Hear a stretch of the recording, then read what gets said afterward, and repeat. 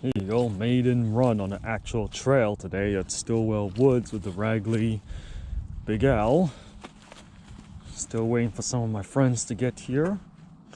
Hopefully the ground stays frozen, so the conditions will be good and I'm not riding in mud. All right, first ride.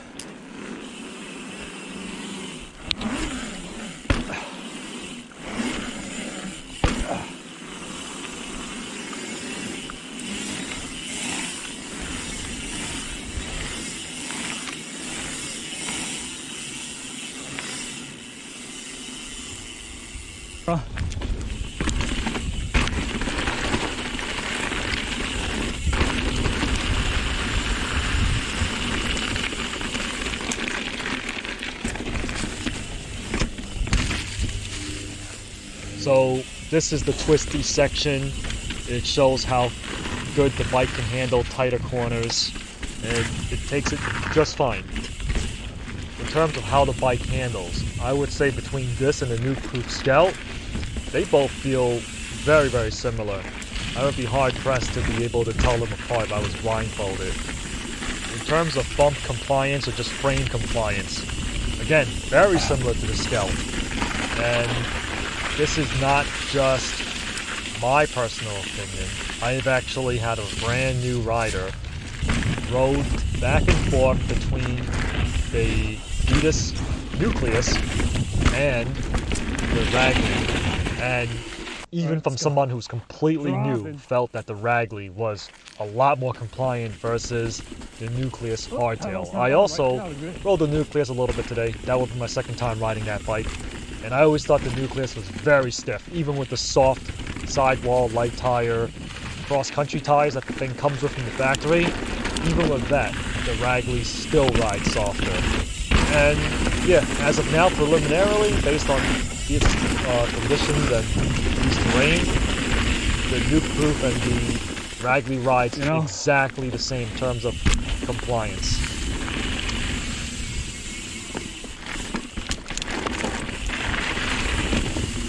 Get that on the summit, doing it. So this section here I did on both the 2021 Vetus Summit CR and on the Ragley.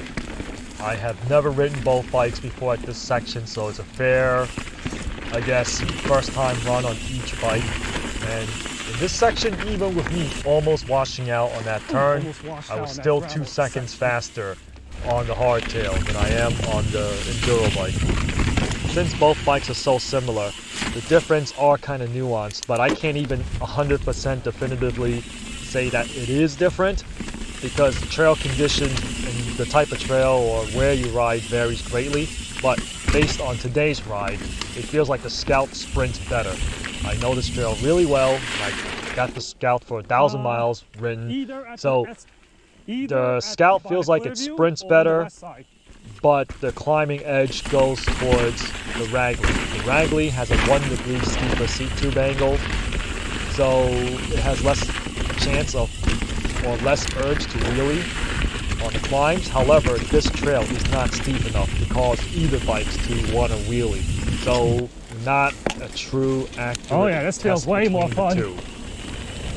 Now that's more like it. I was also riding the 2021 Vetus Summit today, back to back. And just hopping on to the hardtail, man, it feels so good.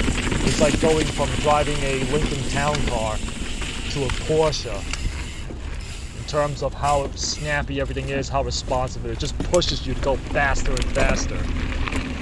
It gives back exactly the same amount of energy you put back in.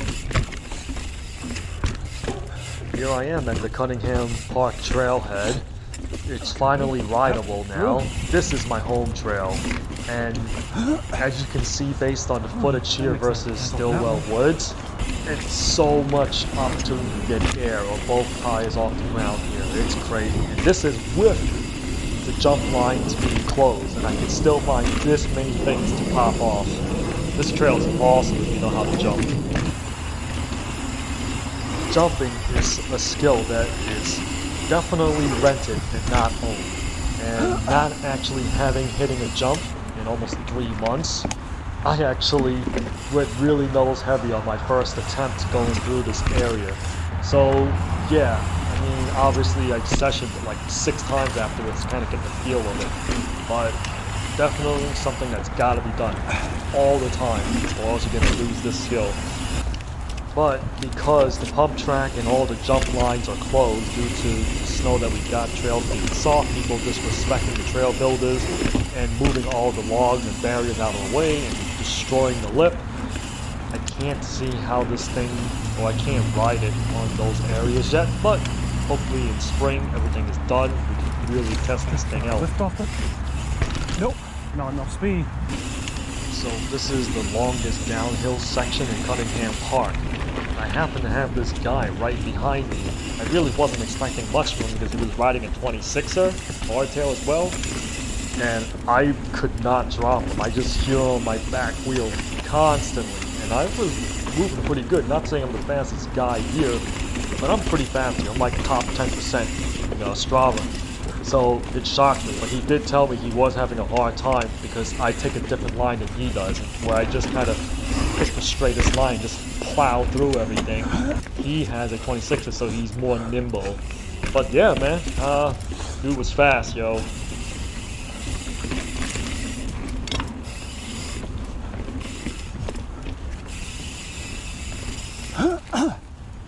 Since I am able to get much more air here versus Stillwell, and there's a lot of drops to flats here, I notice my ankles hurt less. Doesn't make it not hurt, but it definitely hurts less compared to the Scout. So I guess it really depends on the compliance on this thing. This seems to take the hard hits better, while the Scout seems to absorb the trail buzzing better. And just to let you know, even on 140 mil travel bikes, your ankles still hurt when you land. So it's not just a hardtail thing. I know in the beginning of the video, when I was at Stillwell, I said the compliance is identical. Wasn't sure if I could. But like I said, different trails, Cunningham is a lot harsher, a lot more bigger jumps. So I am able to feel a difference in this one.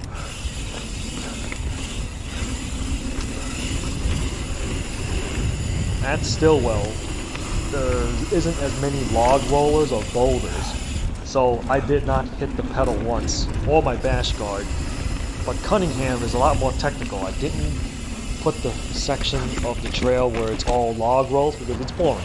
I just gotta take my word. I actually hit my bash guard like 5 times in there, to the point where it's actually starting to bend the ISCG tabs a little bit. But it's only one section in this entire trail, and I think I really do feel the benefits of the cornering because it just feels so much more confident in the corner, so I still think it's a good trade-off.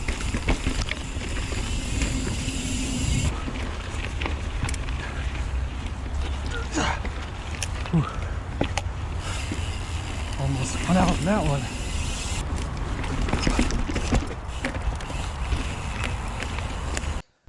I always ride this rock roll, but videos never do it justice, especially from first-person view.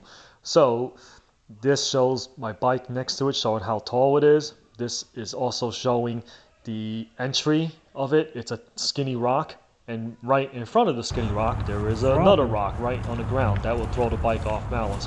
This was actually one of the tests I was thinking about for the Ragley Short Owl, because the bottom bracket is shorter. I was wondering if the cranks would clear it. So you can see how sketchy the landing looks. It's a bunch of rocks and pebbles, and it's always moving between left, middle, and right. So before you ride this, you should always scope out where the landing is going. This way you don't go over the bars, going down it blind. Tight switchback. I'm not even my ego here. After riding it here, riding it more, for sure the Scout sprints better. The Scout is more lively, it's more springier, it's faster, and the compliance, like I said, is pretty much almost the same. Since the Nukeproof Scout and the Ragley ride so similar, and you're having a hard time deciding which one to get the one that looks best to you, get the one the color you want, get the one that's available, because they're almost exactly the same bike in terms of how it feels and how it rides. But this is just a preliminary impression though. I'll let you know again once I put more miles on this thing. Ow. That hurt. The fucking stem went right into my nuts. This root right here just hit me right in the pelvis. My bike stalled in this stem here. That hurt. I never got stuck here. This root must have just been exposed from the snow. Well, can't leave you until I clean it. Let's try it again. Oh God, I left the mark probably.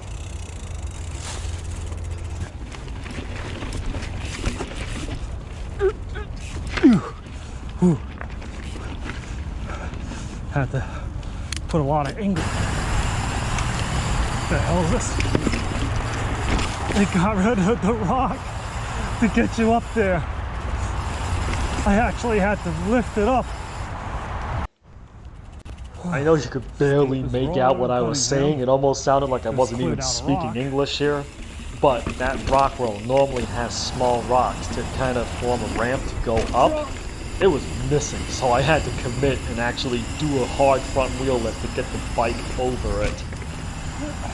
So this is my preliminary test. This is the first trail ride on the bike. Conditions aren't great. On that one to avoid Got the that rest root. of the season to go. So once I actually ride the rest of the season, then I can give an honest assessment and do a full review on the bike. As of now, you probably won't see any updates on this bike for a while. Unless, you know, I go to the bike park and stuff. But it'll be more about the park rather than the bike itself. Thanks for watching. Bye.